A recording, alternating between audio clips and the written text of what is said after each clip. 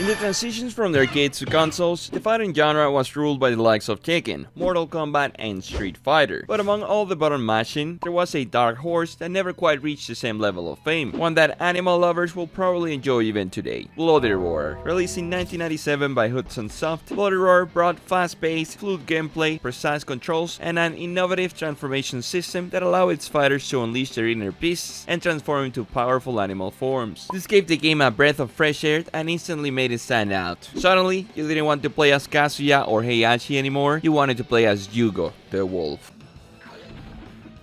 It had some nice music, some very original stages, and the fact that you could throw your opponent out of the ring, that was something I really enjoyed. In the final round, if you break the arena walls, you could send your opponent flying out of the ring to win a match. A simple addition that made that final round intense, because it can go to anyone now.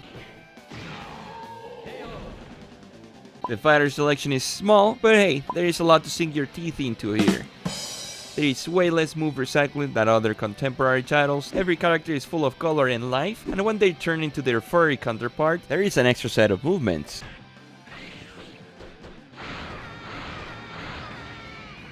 The campaign mode has that same AI that's designed to pull the coins out of your pocket, so it's fair to say it's arcade to its core. There is 8 stages in this mode for any character you choose, and since there is a small roster, you always fight yourself. The 9th and final stage, as always, it's the most difficult one. It's said by Yuriko the... whatever that weird thing is. Choose a dreadful creature that's worthy of nightmares.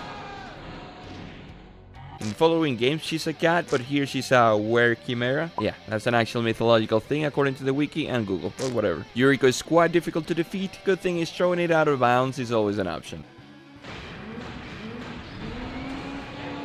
As for the setting of the game, I don't know if this is a tournament. The little lore available after finishing the arcade mode tells you that these are people who have gone through weird experiments conducted by a company, which activated their mutations. Some of them were already genetically predisposed to this awakening, so the story seems to be more about these individuals retaliating against the people responsible for exploiting these mutations for power and profit. Now, why are they fighting each other in the process? That's a question for another day. The actual combat isn't anything groundbreaking, but it's well done to the point where I will still consider Bloody Roar a good fighting game by today's standards. I sometimes go to an arcade bar, and whenever they have this game, it's always a fun time. Unfortunately, it's another one of those games that never tell you the movesets, you just figure them out on your own until you receive a move list. In this case, it happens on a sequel, of course. I also noticed that the health bar is considerably larger than Tekken's, maybe about a 40%, and part of that health can actually be recovered through a mechanic linked to the beast gauge. The beast gauge is the bar you need to fill before you can transform. It's charged by dealing and receiving damage, so you can just transform whenever you feel like it. Once it's full, you can enter beast form and immediately recover some of the damage you've taken. I actually think it's a pretty smart way of making everyone completely overpowered, and once both players transform, it feels like watching two Saiyans powering up in Budokai Tenkaichi. Here, I feel like you are less likely to forget the characters, because you're not saying Brian or Raven. In Bloody Roar, you just pick and choose the gorilla, the lion, the boar. I don't have any special connection with the fighter themselves, just their furry counterparts. And Yamol is just so cool.